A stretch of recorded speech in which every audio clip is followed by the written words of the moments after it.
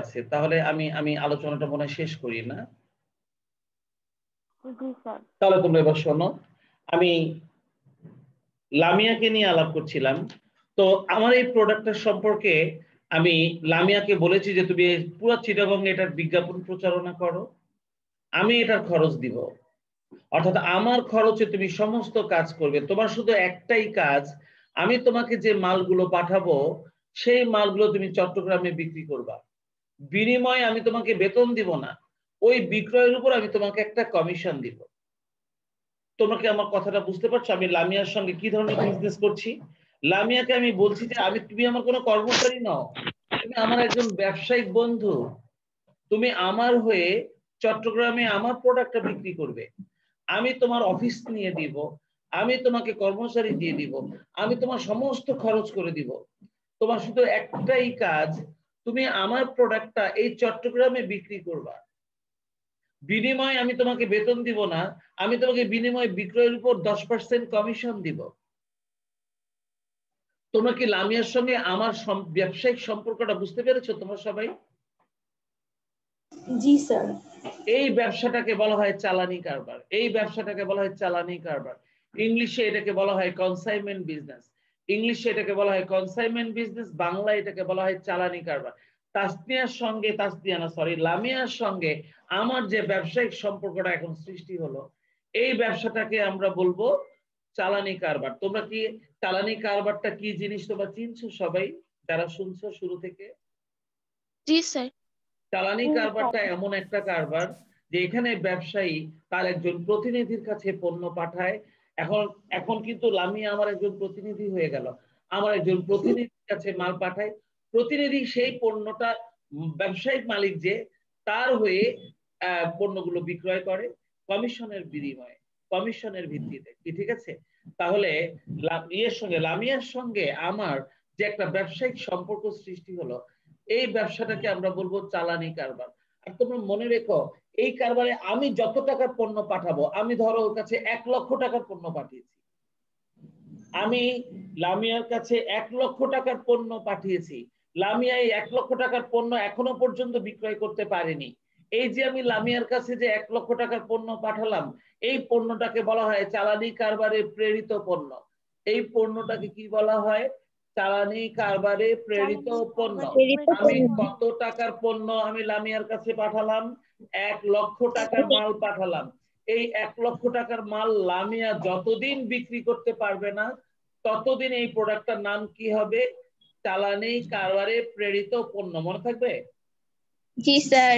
আর এই চালানি কারবারে প্রেরিত পণ্য যতদিন পর্যন্ত লামিয়া বিক্রি করতে পারবে না, ততদিন পর্যন্ত এটা আমাদের জন্য একটা চলতি সম্পদ। কি এটা আমাদের জন্য? চলতি সম্পদ। কতদিন সেটা চলতি সম্পদ হিসেবে থাকবে? যতদিন পর্যন্ত লামিয়া আমার এই 1,00,000 টাকার প্রোডাক্ট যতদিন পর্যন্ত বিক্রয় করতে পারবে না, ততদিন পর্যন্ত কিন্তু এই পণ্যটাকে আমরা চলতি সম্পদ হিসেবে গণ্য করব। আমি যদি জিজ্ঞাসা করি, লামিয়া চালানি কারবারের প্রেরিত পণ্য 1,00,000 টাকা, এটা আমাদের জন্য কি ধরনের আইটেম? লামিয়া বলবা এটা আমাদের জন্য একটা চলতি সম্পদ, ঠিক না? জি স্যার। ততদিন পর্যন্ত চলতি সম্পদ, যতদিন পর্যন্ত লামিয়া এই প্রোডাক্টটা বিক্রয় করতে পারবে না। মনে থাকবে তো তোমাদের? জি স্যার। এবার গল্পটা শোনো। লামিয়া আমার ওই 1,00,000 টাকার মাল 2,00,000 টাকায় বিক্রয় করে ফেলছে। আমার ওই 1,00,000 টাকার মাল লামিয়া এবার কি করলো? 2,00,000 টাকায় বিক্রয় করে ফেললো। আচ্ছা বলতো, এই যে 2,00,000 টাকায় যে লামিয়া বিক্রয় করেছে, এর 10% অর্থাৎ 20,000 টাকা লামিয়া নেবে না? জি স্যার। আমি তোকে বলেছিলাম আমি তোমাকে কোনো বেতন দেব না, তুমি আমার উপর আমার পণ্য বিক্রয় করে যত টাকা বিক্রয় করবে আমি তার উপর তোমাকে 10% কমিশন দিব। আমি এরকম একটা শর্ত আমি কি লামিয়াকে বলছিলাম না বলতো? জি স্যার।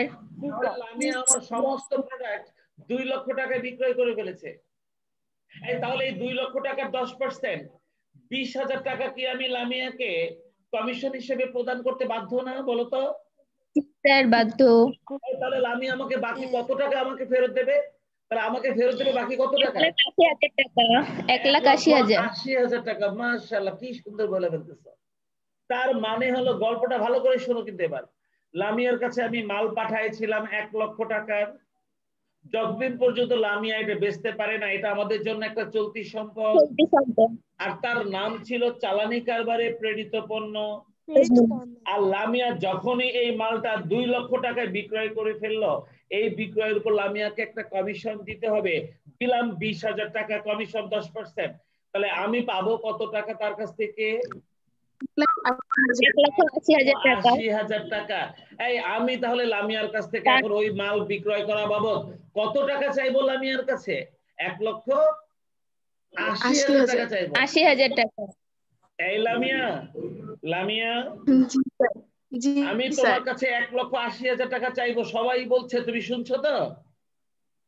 জি স্যার, আমি আপনার কাছে 20,000 টাকা পাবো। সবাই শুনছে স্যার। আরে সর্বনাশ, সেই 20,000 টাকা বাদ দিয়েই কিন্তু 1,80,000 টাকা হয়েছে, ঠিক কি না? অথচ জি স্যার। লামিয়া, আমি তোমার কাছে মাল যখন পাঠাইছিলাম, কত টাকার মাল পাঠাইছিলাম তোমার কাছে? 1 লাখ। অথচ এখন আমি তোমার কাছ থেকে নিতেছি কত টাকা? 1,80,000 টাকা। তাহলে আমার মুনাফা হয়েছে কত টাকা? 80,000 টাকা। এই 80,000কে চালানি কারবারের মুনাফা বলা হয়। তোমরা কি চালানি কারবারের মুনাফাটা কিভাবে বের করে বুঝেছো? জি স্যার। জি স্যার। এই 80,000 টাকাকে বলা হয় চালানি কারবারের মুনাফা। তাহলে তোমরা কি চালানি কারবারের মুনাফাটা বুঝছো, তাই না সবাই? Yes sir.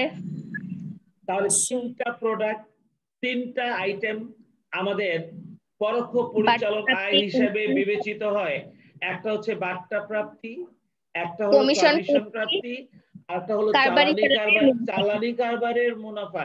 এতদিন আমরা চালানি কারবারের মুনাফাটা চিনতাম না। আজকে কি লামিয়ার সুবাদে তোমরা কি চালানি কারবারের মুনাফাটা কি জিনিস চিনেছো? জি স্যার। তাহলে আজকের মতন বিদায়। আবার আমি ওকে। বাকি আইটেম গুলো নিয়ে পরের ক্লাসে তোমাদের সঙ্গে আলোচনা করব, কি ঠিক আছে? ইনশাআল্লাহ স্যার। সবাই টাইম মতন ক্লাসে জয়েন করবে, ঠিক আছে? জি স্যার। আচ্ছা, আসসালামু আলাইকুম স্যার। ওয়ালাইকুম আসসালাম।